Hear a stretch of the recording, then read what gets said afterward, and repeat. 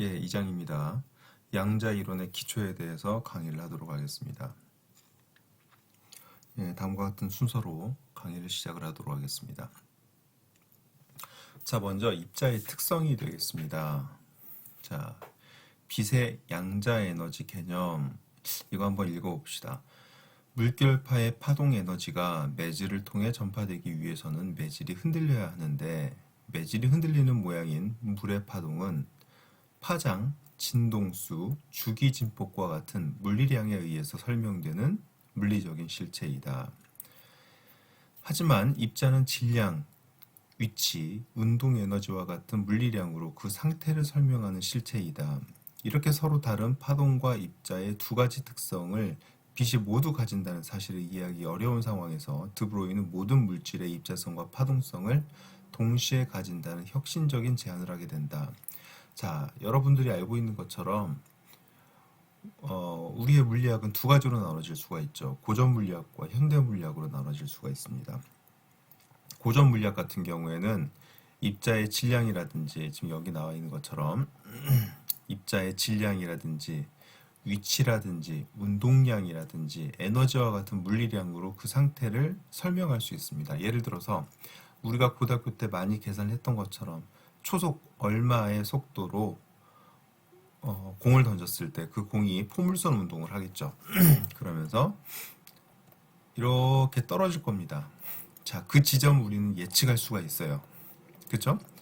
즉 질량, 즉 공에 대한 질량이라든지 공의 처음 위치라든지 높낮이라든지 얘를 처음에 던졌을 때 속도에 기반한 운동량이라든지 에너지 등을 통해 가지고 이 공을 통해서 처음 던졌을 때 나중에 낙하할 수 있는 위치를 우리가 충분히 미루어 짐작을 할 수가 있습니다. 하지만이 아니고요. 참 이거는 고전역학이라고 하는 거죠. 고전역학. 하지만 현대역학은 뭡니까? 양자역학이라고 하는 거. 모든 것들을 존재할 수 있는 확률로서 얘기를 하죠. 그죠?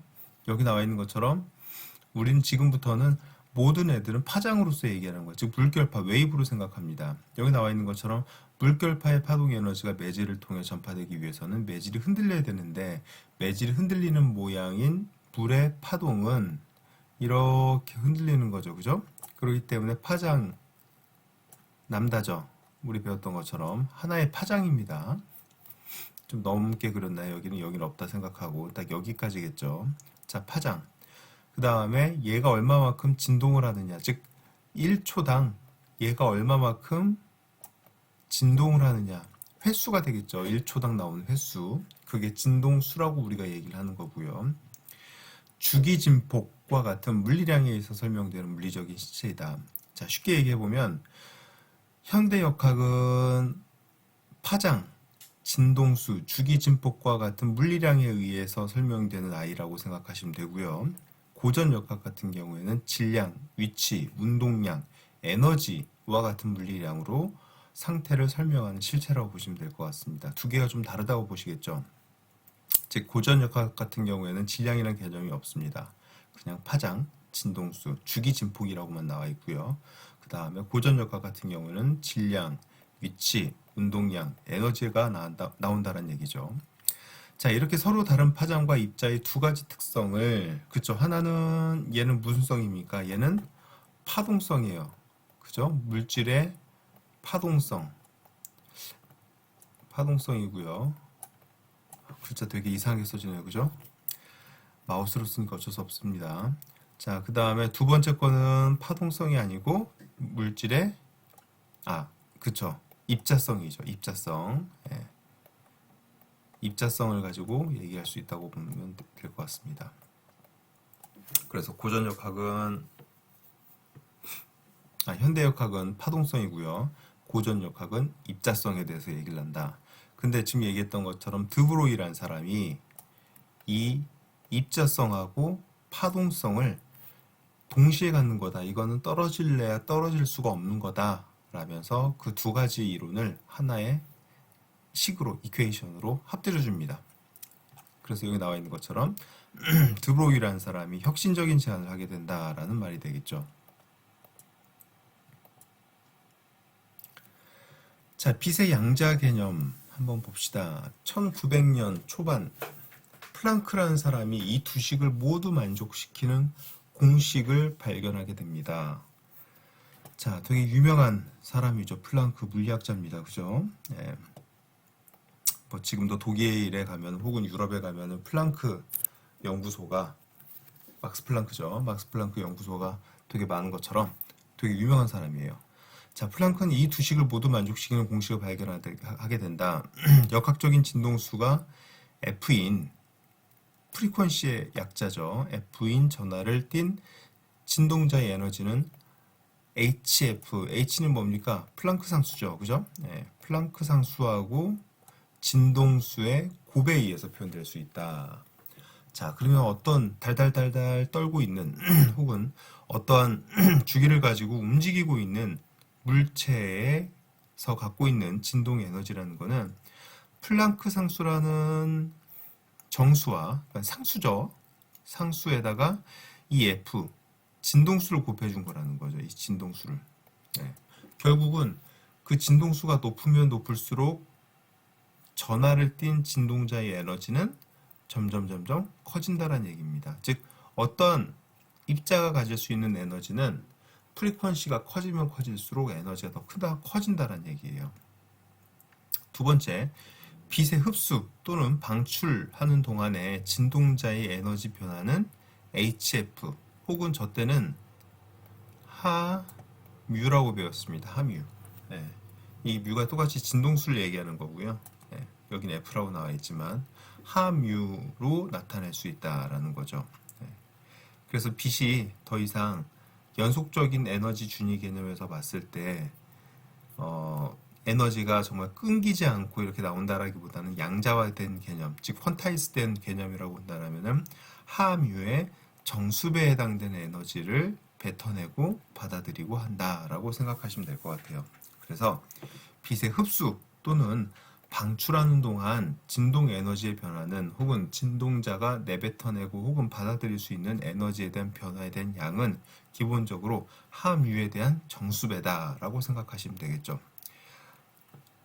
이렇게 하여 빛의 에너지 양자 개념이 시작되었다 라는 말이고요. 자, 여기 포논이라는 것도 있어요. 예, 포논. 이건 뭐 여러분들이 좀 뭐랄까요? 그 상식선에서 좀 알고 계시면 될 것 같습니다. 자, 고체는 원자가 규칙적으로 배열한 구조로 되어 있는데 각 원자의 각각의 위치에서 정지해 있지 않고 진동하고 있는 애들이 대부분이란 얘기죠. 나중에도 배우시겠지만 절대 영도로 가면은 모든 결정 구조에 있는 그 레티스, 즉 그 뭐냐 그 원자들, 걔네들은 움직이지 않고 동결되어 있는 상태입니다. 하지만 여기에 열 에너지라든지 진동 에너지가 들어가면은 얘네들은 그때부터 달달달달 떨기 시작을 하겠죠.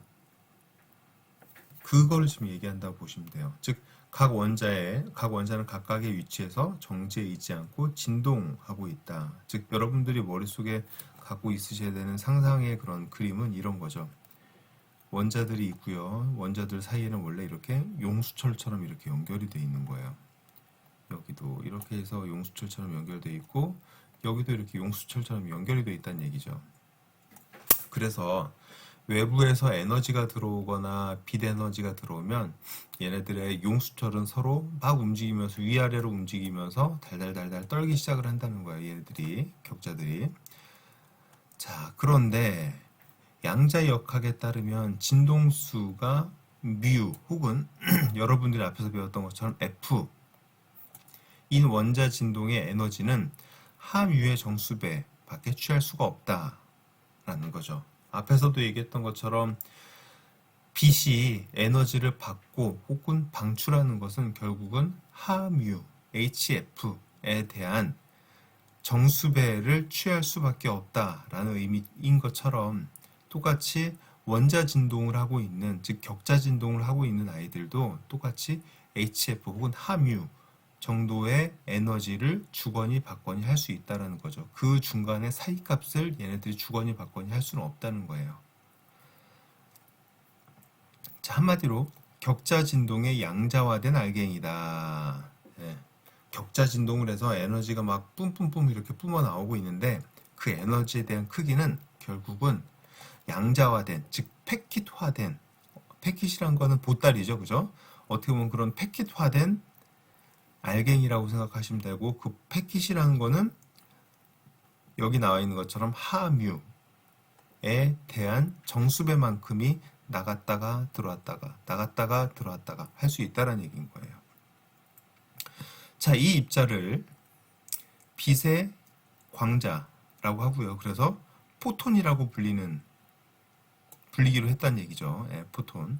그래서 포톤이라고 불리는데 대부분 우리는 이런 양자화된 그 격자 진동에 대한 알갱이를 우리는 포논이라고 부른다는 얘기죠. 포논. 예. 그래서 좀 의미가 다르다라고 생각하시면 될 것 같아요. 포톤과 포논은.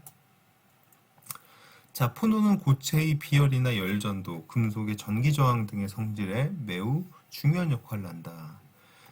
이제 우리는 사실 가장 중요하게 생각하는 것 중에 하나가 포논이죠. 포논. 예, 포논.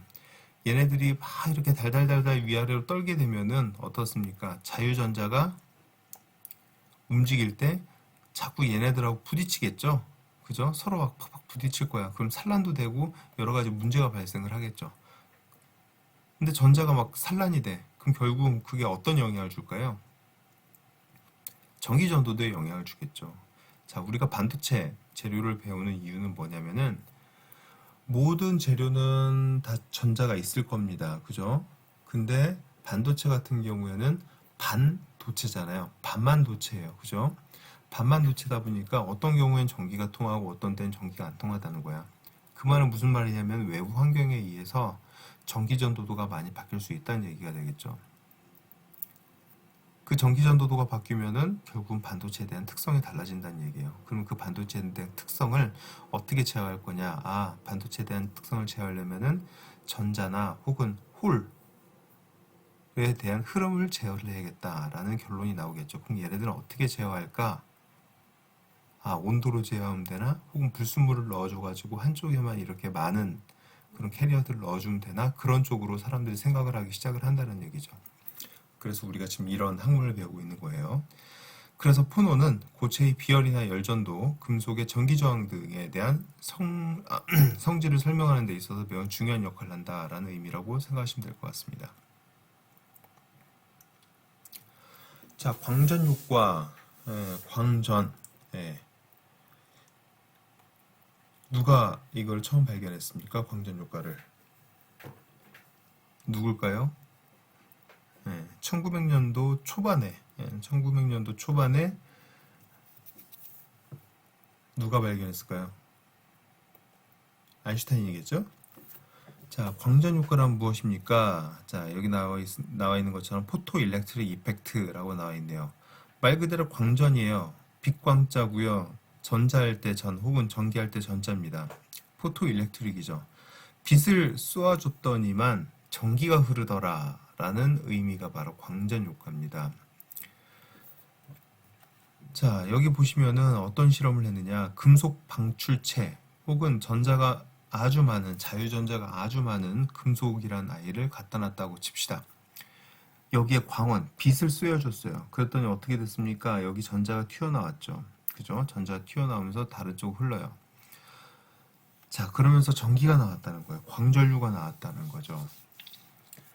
자, 여기에는 되게 재밌는 말이 있어요. 자, 이건 좀 일단 넘어가고요.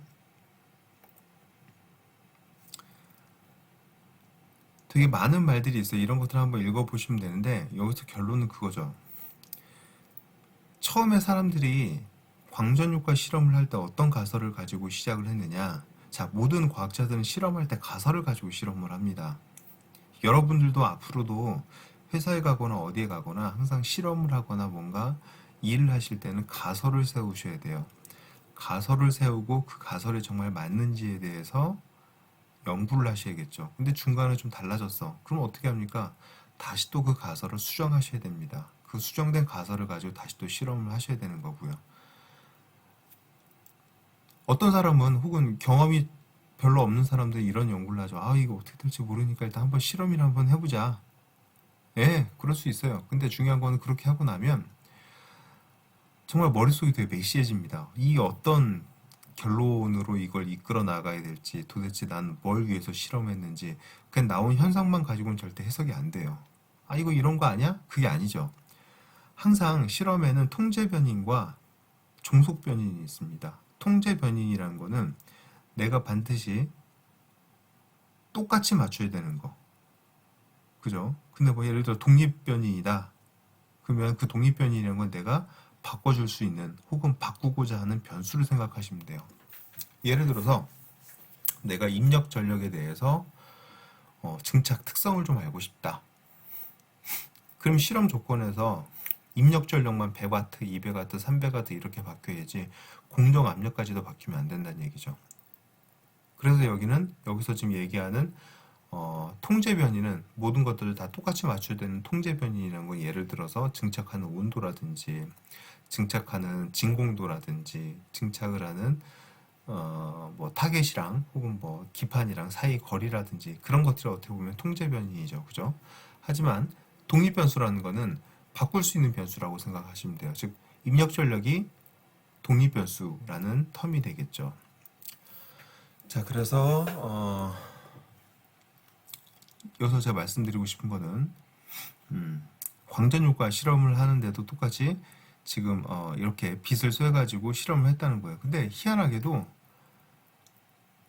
빛의 세기가 처음에 생각했을 때는 빛이 점점 세기가 인텐시티가 증가할수록 여기서 나오는 전자들도 많아질 거야 라고 생각을 했다는 거죠. 근데 아이러니하게도 어떤 일정 주파수 이하에서는 아무리 빛에 대한 세기를 증가시켜도 전자가 안 튀어나온다는 거예요. 근데 어떤 일정 주파수 이상으로 가면 전자가 튀어나오기도 하고 원래 생각했던 것처럼 빛에 대한 세기, 인텐시티를 점점 증가시키면 거기에 맞게 전자도 많이 나온다는 사실을 알 수 있었다라는 거죠. 그게 바로 광전 효과입니다. 광전 효과. 자, 여기서 이 그림에서 보시는 것처럼 전자의 최대 운동 에너지. 자, 전자의 최대 운동 에너지란 건 뭐냐면은 기본적으로 내가 전자가 금속 표면에 이렇게 갇혀 있어요. 근데 내가 금속 바깥으로 가려면 기본적으로 금속으로부터 전자하고 분리시켜야 되는 기본적인 에너지 크기가 있겠죠. 그죠? 그렇기 때문에 내가 예를 들어서 100이라는 에너지를 줬어. 그죠? 100이라는 에너지를 줬어. 근데 이 전자란 놈은 기본적으로 이 금속이란 놈을 벗어나려면은 20이라는 에너지가 필요하다고 쳐.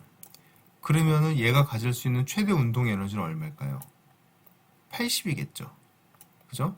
여기서 얘기하는 20이라는 건 일종의 이 금속을 떠나기 위한 그런 비용 혹은 뭐 어쩔 수 없이 이렇게 소모돼야 되는 그런 에너지에 대한 크기라고 보시면 돼요. 그렇기 때문에 외부에서 100이라는 에너지가 나왔다 하더라도 이 전자라는 애는 100이라는 에너지를 가지고 튀어나갈 수 있는 게 아니고 기본적으로 20이라는 에너지는 나가는데 필요한 기본적인 에너지이기 때문에 20을 버리고요. 80이라는 에너지를 가지고 나갈 수가 있다라는 얘기예요. 자, 그게 바로 방출된 광자의 최대 운동 에너지 개념이라고 보시면 될 것 같아요. 여기서 그림에서 보시는 것처럼 전자의 최대 운동 에너지가 나와 있죠. 그죠? 내가 빛을 넣어주는 그 빛에 대한 프리퀀시가 되겠습니다. 아까도 얘기했던 것처럼 프리퀀시가 증가하면 증가할수록 어때요? 에너지가 증가하죠. 왜? 에너지는 뭐라고 했는데 내가? 에너지는 함유라고 했다는 얘기죠. 그죠? H는 플랑크 상수고요. 뮤는 프리퀀시라고 얘기를 했어요. 그죠? 그렇기 때문에 프리퀀시가 증가하면 증가할수록 에너지가 증가한다는 얘기가 되겠죠. 그런데 여기 나와 있는 것처럼 이 영역에서는 전자가 안 나온다는 거예요. 즉 이게 바로 임계진동수라는 거죠. 임계진동수. 예. 아무리 빛의 세기가 커진다 하더라도 전자가 안 나오는 영역이 있다는 거예요. 어디서? 임계진동수 밑에서는 즉 빛이 갖고 있는 임계진동수 밑에서는 얘네들 전자가 안 나온다는 거죠. 하지만 임계진동수가 넘어가면 우리가 원래 생각했던 것처럼 인텐시티가 증가하면은 거기에 맞는 전자들도 선형적으로 증가한다는 얘기입니다.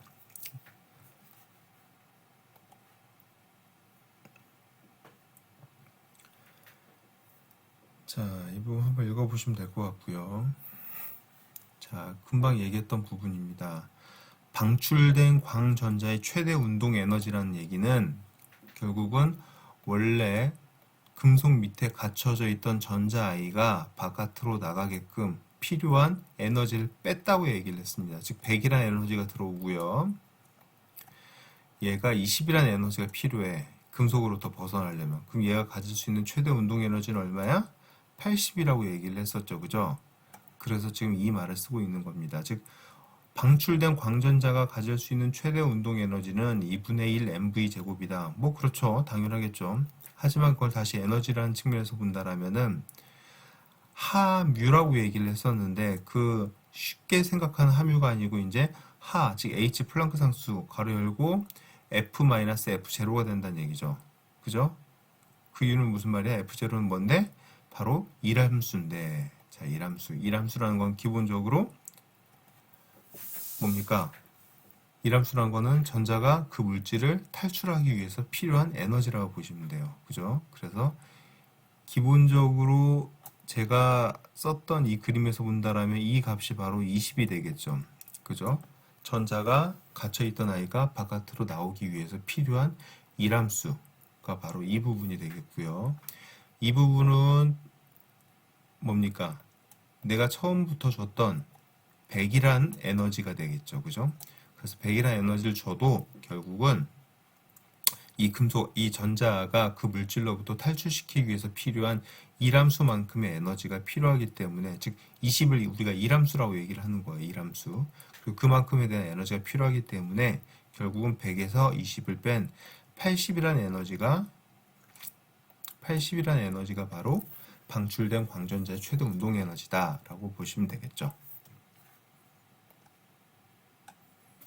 자, 여기도 한 번 더 설명을 했네요. 예. 자, 입사광의 에너지, 즉 여기가 전자네요, 그죠? 즉 전자가 이렇게 뺑글뺑글 돌고 있는 그런 모습이라고 보시면 돼요. 즉 준위에서 전자가 이렇게 걸쳐 있는데 이 전자를 바깥으로 끄집어내려고 하는가 봅니다. 그래서 외부에서 입사광의 에너지가 하뮤만큼이 들어왔으면은 광전자가 가질 수 있는 최대 운동 에너지는 이만큼이라는 얘기죠. 즉 탈출하는데 필요한 에너지는 얼마만큼이야? 이만큼이라는 얘기죠. 그렇죠? 그래서 외부에서 이만큼에 해당되는 에너지가 들어왔다 하더라도 기본적으로 이 전자를 탈출시키기 위해서 필요한 일함수만큼의 에너지는 이만큼이기 때문에 이만큼을 뺀 요만큼이, 그죠? 요만큼이 바로 광전자가 가질 수 있는 최대 운동 에너지다라고 보시면 되겠네요. 이 그림도 봅시다. 이제 에너지가 더 낮은 에너지 준위에 있는 전자가 여기 있습니다. 더 낮은 에너지의 준위가 있다는 거는 애가 그만큼 안정하다는 얘기죠. 안정하다는 얘기는 뭡니까? 그만큼 얘를 바깥으로 끄집어내는데 필요한 혹은 탈출시키는데 필요한 에너지가 되게 많다는 얘기입니다. 얼마만큼인데? 얘는 이만큼이나 필요하다는 얘기죠. 즉 일함수가 상당히 커졌죠. 그렇기 때문에 입사광의 에너지가 요만큼이 들어왔다 하더라도 얘를 탈출시키는 데 필요한 만큼이 이만큼이기 때문에 얘가 가질 수 있는 최대 운동 에너지는 이만큼이라는 거죠. 아시겠어요? 뭐 별로 어려운 얘기는 아닌 겁니다. 자, 동일한 HF 하뮤의 광자 에너지를 금속 내 더 낮은 에너지 준위에 존재하는 비전자에 쪼이게 되면 표면 밖으로 전자를 방출시키기 위해서 더 큰 에너지가 필요하다. 맞아요. 기본적으로 얘를 탈출시키기 위한 워크 펑션, 일함수 값이 되게 크기 때문에 더 많은 에너지가 필요하게 되죠. 자, 이거 한번 문제를 풀어봅시다. 자, 일함수가 4.08 일렉트론 볼트인 물질에 파장 255 나노미터를 인 빛을 쪼이게 될 경우에 발생한 전자 중에서 최대 운동 에너지는 얼마입니까? 자, 255 나노라는 빛을 쪼여줬대요. 자, 이게 여러분들한테 전달해주는 의미는 뭘까요? 에너지겠죠? 얘도 에너지예요. 일함수라고 그랬으니까, 그죠? 자, 우리 에너지는 뭐라고 그랬어? 하뮤라고 그랬죠, 그죠? 하뮤야. 자, H 하는 결국은 플랑크 상수기 때문에 나와 있는 상수일 겁니다. 근데 뮤는 안 나와 있죠. 대신 여러분한테 뮤를 바라주면 재미가 없으니까 파장으로 줬습니다. 그럼 어떤 관계길래 뮤는 어떻습니까? 뮤는 뭐죠? 잘 모르겠나요? 자, 파장과 진동수와 빛의 속도와의 관계 배우지 않았습니까? 뮤는 남다분의 C겠죠? 그죠? 그래서 남다분의 C가 될 겁니다. 얘 H는 그대로 써주고요. 자, 그러면은 아까 얘기했던 것처럼 플랑크 상수는 얘도 상수야. C도 주어지는 상수죠. 아, 파장 나왔네요. 그럼 우리 에너지 알 수 있겠네. 그죠? 네. 자, 이제 답을 한번 볼까요? 얘가 실질적으로 어떻게 풀었는지. 자, 봅시다. 제가 말씀드렸던 거랑 똑같이 풀었죠. 에너지는 하뮤입니다. 근데 뮤라는 거는 남다분의 C로 바꿨을 수가 있다는 얘기죠. 그죠? 그래서 남다분의 C로 바꿨었고, 플랑크 상수 써줬고요. 빛에 대한 속도 써줬습니다. 그죠? 그 다음에 파장을 써줬죠. 그죠? 근데 파장이 다 MKS 단위니까 나노미터니까 구승이겠죠. 그죠? 그래서 10의 마이너스 구승이라고 얘기를 한 거예요. 255 곱하기 10의 마이너스 구승. 그래서 결국 이걸 다 계산해 보면 어떻습니까? 이거를 계산해 보면 이 값이 나오겠죠. 그죠? 이 값 자체는 보통 4.863 일렉트론 볼트가 나온다는 얘기죠. 그래서 이함수인 4.08을 빼주면은, 그죠? 4.08을 빼주면은 0.783 일렉트론 볼트가 나온다는 거예요. 자, 보어의 원자 모델이란 무엇일까? 뭐 많은 말이 나왔는데요. 이제 여러분들이 머릿속에 생각하셔야 되는 거는, 여러분들이 이제 머릿속에 생각하셔야 되는 이런 거죠. 여기 양성자가 있고요. 원자 궤도가 이렇게 있다는 얘기죠. 그래서 전자 하나가 이제부터는 이 궤도를 따라서 움직인다는 겁니다. 이렇게. 자, 앞에서도 얘기했었죠. 이제 얘가 파동의 함수를 갖고 있어. 질량의 함수를 갖고 있다면 얘에 대한, 죄송해요. 고전 역학적인 관점에서 본다라면은 얘는 분명히 입자의 질량이나 위치나 그런 것들이 되게 중요한 텀일 거라고 얘기했어요. 그죠? 에너지라든지. 하지만 현대역학 측면에서 본다라면 그것보다는 이에 대한 파장이라든지 진동수라든지 그런 게 더 중요하다고 얘기를 했습니다. 그죠? 그러다 보니까 얘를 이제 설명할 수 있는 툴이 필요한 거예요. 쉽게 생각해 보면 우리가 물체를 던졌어, 날아갔어, 떨어졌어.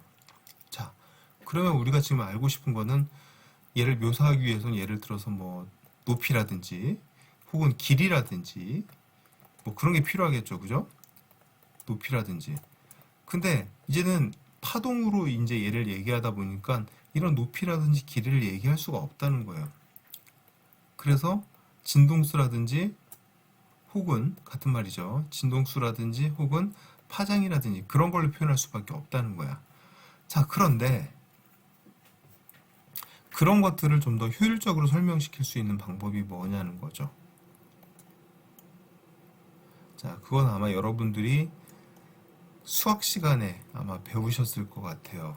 수학 시간에 뭐 웨이브 벡터 K 값이라든지, 그죠? 또 뭐가 있습니까? 이건 제가 여러분들한테 숙제를 낼게요. 예. 즉 파동에 대해서 우리가 묘사할 수 있는, 설명할 수 있는 그런 여러 가지 뭐랄까 변수들이 있습니다. 서로 간에 약속해 놓은 변수들이 있어요. 그런 것들이 뭐가 있는지 한번 살펴봅시다. 알아볼 수 있도록 합시다. 아마 그것들 여러분들이 아마 공업 수학 시간에 배웠을 거고 그 관련된 내용을 찾으시려면은 아마 사인파라든지 코사인이라든지 그 부분을 아마 찾아보시면 될 거예요. 결국은 사인파라든지 코사인파도 어떤 일정한 주기와 진동수를 갖고 있는 함수잖아요. 그렇기 때문에 아마 거기서 많이 다룹니다. 지금 우리가 얘기하는 것도 똑같이 질량이나 위치나 그런 것들보다는 얘에 대한 파동이라든지 진동수가 좀 더 중요한, 즉 현대역학을 지금 배우고 있는 중이기 때문에. 자, 입자 특성과 파동 특성. 드브로이 물질파 개념이란 무엇인가? 앞에서 얘기했던 것처럼 드브로이는 현대역학과 고전역학을 하나의 이퀘이션으로 만들어준 사람입니다. 자, 한번 읽어볼까요? 1924년 드브로이가 광자가 파동의 성질뿐만 아니라 입자의 성질도 갖고 있는 것으로 보아 이와 유사하게 모든 형태의 물질은 입자성과 파동성을 동시에 갖고 있을 것으로 가정하고 물질파의 파장과 운동하는 물체의 운동량은 다음과 같은 식으로 연관되어 있다고 생각했다. 즉 물질파의 파장과 운동하는 물체의 운동량. 자, 운동량이란 건 뭡니까? mv죠. 그죠? 즉 속도하고 질량입니다. 속도하고 질량 나오면 얘는 고전역학입니다. 그죠? 자, 파장 나왔네요. 파장은 누굽니까? 현대역학이죠. 그죠? 즉 람다라든지 뮤 혹은 F라고 얘기하는 진동수라든지 그런 걸 표현해 줄 수 있는 거예요. 자, 여기서 뭐라고 나타났냐면은 람다는 P분의 H다. 즉 람다는 뭡니까? 현대역학에서 얘기할 수 있는 부분이죠. 그죠? 그 다음에 P는 뭐라고 그랬어요? 금방 운동량? 고전역학의 개념에서 말할 수 있는 거라고 얘기를 했죠. 그렇기 때문에 람다는 P분의 H 형태로 나타낼 수 있다라는 것은 아까도 얘기했던 것처럼 현대역학과 고전역학에 대한 부분을 하나의 식으로 나타냈다라는 것으로 생각할 수가 있겠습니다. 자, 브레그 반사 법칙이란 무엇일까? 아마 이건 신소재공학개론 시간에 배우셨을 것 같아요. 우리가 엑스레이 회절 같은 것들을 할 때 많이 사용되는 거고요. 기본적으로 엑스레이라는 그런 투과성, 얘는 투과성이 되게 강하죠. 그죠? 왜 투과성이 강할까요? 왜 투과성이 강할까? 에너지가 높으니까. 그죠? 에너지가 높으면은 무슨 말이에요? 파장이 짧다라는 얘기가 되겠죠. 그죠? 아까도 얘기했던 것처럼 에너지라는 거는 어떤 빛이 갖고 있는 에너지라는 거는 함유라고 얘기했어요. 그죠? 뮤는 진동수입니다. 맞습니까? 진동수기 때문에 진동수가 크다는 거죠. 엑스레이 같은 경우에는. 진동수가 크다는 얘기는 무슨 말이야? 람다 값이 파장이 짧다라는 얘기가 되겠죠. 자, 우리 빛에 대한 스펙트럼 쭉 보면 이런 게 있죠. 그죠? 여기는 장파장 쪽이야. 여기는 단파장 쪽이에요. 단파장 쪽. 자, 장파장 쪽엔 누가 있습니까? 여기 중간에 당연히 가시광선이 있겠죠. 그죠? 한 440나노, 450나노에서 650나노까지가 어떻게 보면은 가시광선 영역이 되겠죠. 그죠? 장파장 쪽은 누가 있을까요? 적외선이 있겠죠. 그죠? 적외선. 왜 여러분들 안과라든지 혹은 뭐 물리치료 받을 때 빨간색 불빛 이렇게 쐬어주잖아요. 뭐 약간 뭐 열치료 할게요 그러면서. 그죠? 아, 여러분들 아직 물리치료 받으실 나이가 아니죠. 그죠? 예, 저는 요새 물리치료를 많이 받고 있기 때문에 요새 적외선이랑 많이 친해요.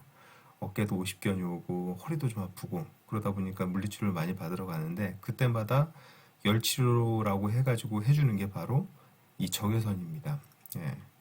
즉 적외선은 우리가 고등학교 때 배웠던 것처럼 적열이죠. 즉 적외선은 열작용을 하죠. 하지만 그 반대편 쪽으로 가면은 자외선 영역이 있고요. 더 밑으로 가면 엑스레이 영역이 있죠.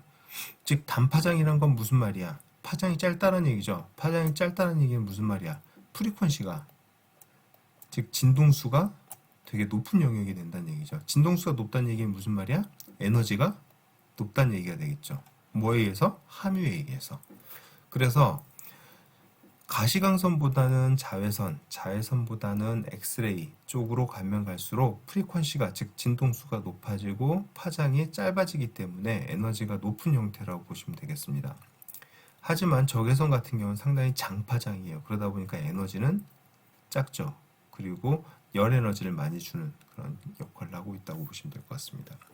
그래서 에너지가 높으면 높을수록 우리 사람 몸을 중심으로 얘기하더라도 투과할 수 있는, 뚫고 들어갈 수 있는 확률이 많잖아요. 그래서 엑스레이 같은 걸 우리 사람 몸을 관찰하는데 많이 쓰는 이유가 그런 거죠. 에너지가 커서 사람 몸을 뚫고 들어갈 수가 있으니까.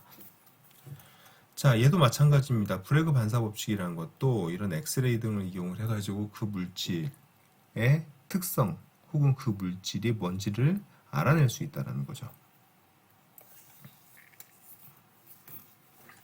자, 이런 형태입니다. 뭐 이건 많이 보셨을 거예요. ED 사인 세타는 n 람다다. 그죠? n 람다라는 거는 n의 정수배다라는 얘기가 되겠죠. 자, 이웃한 아래 평면으로부터 반사되어 나오는 광선이 위 평면으로부터 반사되어 나오는 광선과 비교할 때 ED 사인 세타만큼이 더 진행이 되는데 이 광로차가 파장 람다의 정수배가 되어야 보강 간섭으로 회절 광선이 극대로 존재할 수 있다. 결국은 들어오는 파하고 나가는 파하고 그 경로 차이가 생기는데 그 경로 차이를 이용해서 우리는 그 물질의 특성을, 그 물질에 대한 특성을 알 수가 있다는 얘기예요. 자, 이건 아마 여러분들이 재료 분석법에서 다시 자세하게 배우실 거니까 넘어가겠습니다. 자, 입자와 파동의 이중성의 의미는 무엇일까? 다시 한번 얘기하지만 이중성이라는 거는 입자성도 있고 파동성도 있다라는 그런 의미에서 이중성이라고 얘기를 하는 거고요. 그 이중성 중에서도 파동성이라는 건 현대역학을, 그 다음에 입자성이라는 건 고전역학을 대변하는 키워드라고 보시면 될 것 같습니다. 입자와 파동의 이중성. 자, 보시면 빛과 전자와 양성자 등 모든 물질은 어떤 때는 입자로 행동하고 어떤 때는 파동으로 행동한다.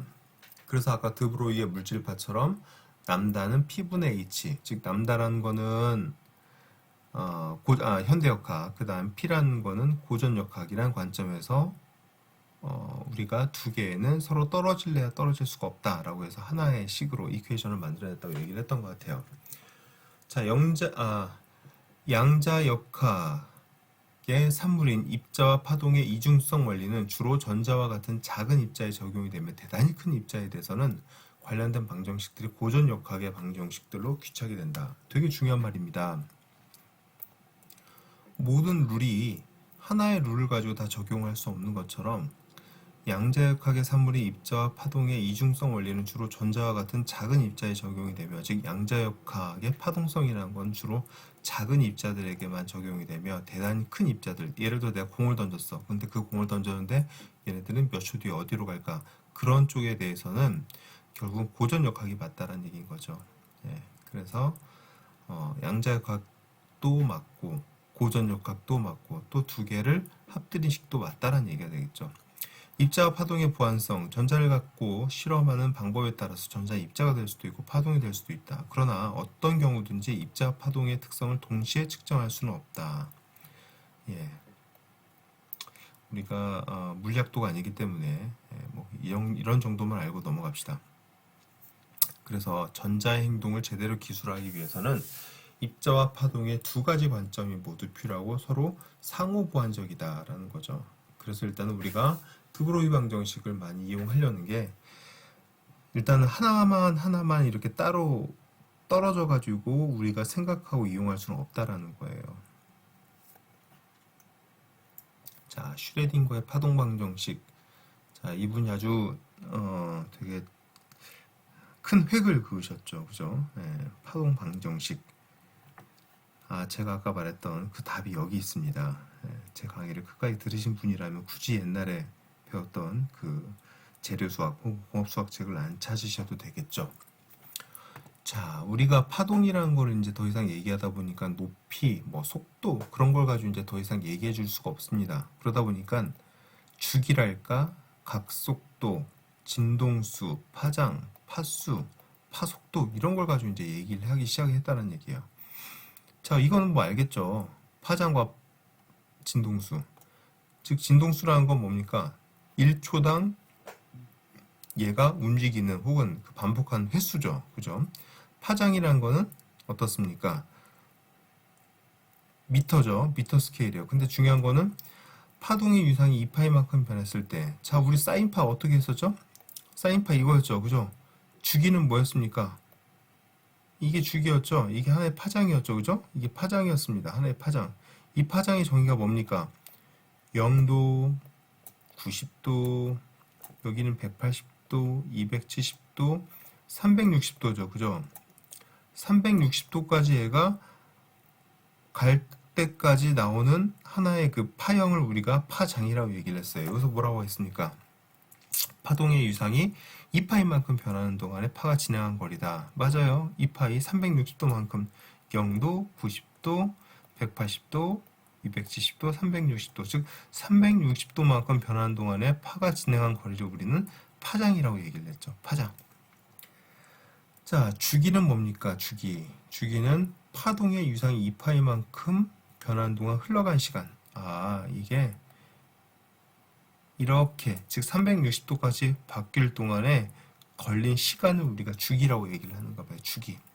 자, 각속도라는 거는 1초당 얼마만큼 얘가 바뀔 거냐. 이렇게 전자가 이렇게 움직이고 있어요. 이렇게. 근데 이게 1초 동안 얘가 얼마만큼 갈 거냐. 즉 여기서 출발해서 여기로 끝났어. 그리고 1초 동안에. 그러면은 이만큼은 바뀐 거죠. 그죠? 즉 1초당 갈 수 있는 각에 대한 변화량이 이만큼이라는 거죠. 그 말은 다시 한번 얘기해 보면 우리가 각속도를 얘기해 줄 수 있다는 거예요. 각속도. 네. 자, 파수라는 거는 웨이브 넘버라고 얘기를 하고요. 우리가 단위 길이당 위상각의 변화량, 즉 단위 길이당이죠. 그죠? 단위 길이당 위상각의 변화량. 단위 길이당. 이거는 단위 시간당 위상각의 변화량. 비슷하죠? 느낌이. 근데 좀 다릅니다. 각속도라는 거는 단위 시간당 위상각의 변화량. 그 다음 얘는 단위 길이당. 길이당 위상각의 변화량입니다. 위상각이라는 거는 얘가 이만큼 갔으면 이만큼 위상각이에요. 각. 자, 파속도라는 거는 단위 시간당 파가 진행한 거리를 얘기합니다. 그 파속도, 이게 얼마만큼 속도가 빠른지, 즉 우리가 입체성을 얘기하는 데 있어서 속도가 있다라면은 얘는 속도가 여러 형태로 나올 수가 있다라는 거죠. 즉 파속도도 있고요, 각속도도 있다라는 거예요. 자, 이건 좀 알고 계셨으면 좋겠어요. 자, 파동함수는 물리적으로 어떤 의미를 가질까? 여러 가지 의미를 갖겠죠. 그죠? 근데 우리는 이런 것보다는 빨간 글씨만 좀 유의해 가면서 한번 읽어봅시다. 고전역학의 세계와 다른 중요한 차이점은, 양자역학의 세계와 고전역학의 세계와 다른 중요한 차이점은, 고전역학에서는 입자의 위치가 정확히 결정되는 반면에 양자역학에서는 입자의 위치가 단지 확률 밀도로서만 주어질 뿐이다. 그 말은 무슨 말이냐면, 내가 던졌을 때 초속 몇 미터로 던졌을 때 몇 초 후에 어디로 가 있을 수 있겠느냐, 그 공이. 그건 우리가 정확히 맞출 수가 있습니다. 하지만 현대역학에서는 그런 얘기를 못한다는 거예요. 왜? 입자의 질량이나 속도로 어떤 입자를 얘기해 줄 수가 없기 때문에. 앞에서 얘기했던 것처럼 주기라든지 파속도라든지 각속도라든지 그런 걸 가지고 얘기를 해줄 수 있다 보니까 우리는 더 이상 위치를 정확히 콕 집어서 얘기해 줄 수 있는 게 아니고, 입자의 위치를 단지 확률 밀도 함수로서만 얘기할 수 있다는 거예요. 즉 확률로서만 얘기할 수 있다는 얘기가 되겠죠.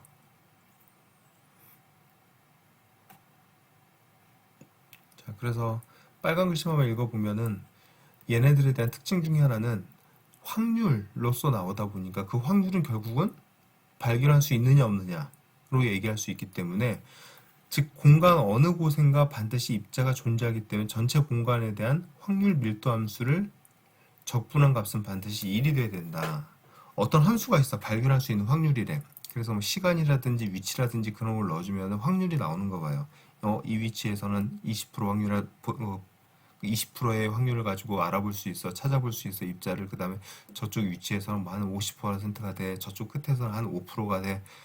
결국은 이 방 안에서 내가 확률로서 다 얘기한다면 이 방 안에서 존재할 수 있는 확률 밀도 함수를 다 적분하면 결국 1이 된다는 얘기죠. 즉 어딘가에서는 반드시 발견할 수 있기 때문에 공간에 대해서는 반드시 1이란 얘기예요. 반드시 발견할 수 있다라는 거죠. 하지만 위치마다 발견할 수 있는 확률이 다르겠죠. 이해하세요? 자, 뭐 이런 부분은 좀 넘어갑시다. 우리가 뭐 물리학을 배우는 게 아니기 때문에. 또 현대 물리에서 가장 중요한 것 중에 하나가 터널링 현상이죠. 그죠? 여러분들을 어떤 일정한 교실에다가 다 가둬놨어. 근데 여러분들이 교실 밖에서 발견할 수 있는 확률이 고전 역학이라는 측면에서 봤을 때는 발견할 수 있는 확률이 없다는 거예요. 하지만 현대 역학이라는 측면에서 본다면 여러분들을 발견할 수 있는 확률이 교실 밖에서 발견할 수 있는 확률이 있다는 겁니다. 어떤 때 여러분들이 질량이 지금처럼 수십 킬로가 아니고 정말 작은 질량이라면, 또 하나 여러분들을 감싸고 있는 교실의 벽이 점점 그 벽이 종이짝처럼 얇아지면 여러분들이 그 벽을 뚫고 나올 수 있는, 즉 터널링을 해가지고 여러분들을 발견할 수 있는 확률이, 교실 밖에서 발견할 수 있는 확률이 더 커진다는 얘기예요. 하지만 그 교실, 여러분들을 둘러싸고 있는 그 교실의 벽이 종이짝이 아니고 점점 콘크리트를 되게 두껍게 만들어놨다고 한다면 여러분들을 교실 밖에서 발견할 수 있는 확률은 아주 희박하다는 얘기죠. 점점 줄어든다는 얘기예요. 아주 심하게. 즉 여러분들을 둘러싸고 있는 그 벽에 대한 두께가 여러분들을 밖에서 발견할 수 있는 확률을 제일 많이 좌지우지하는데, 그걸 우리가 터널링 현상이라는 거죠. 터널링 현상.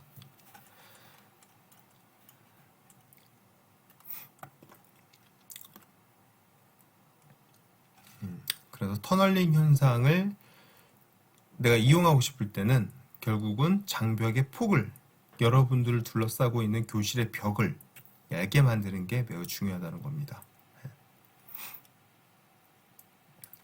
자, 뭐 이 정도만 하고요. 오늘 수업은 여기로 마치겠습니다. 자, 수고하셨습니다.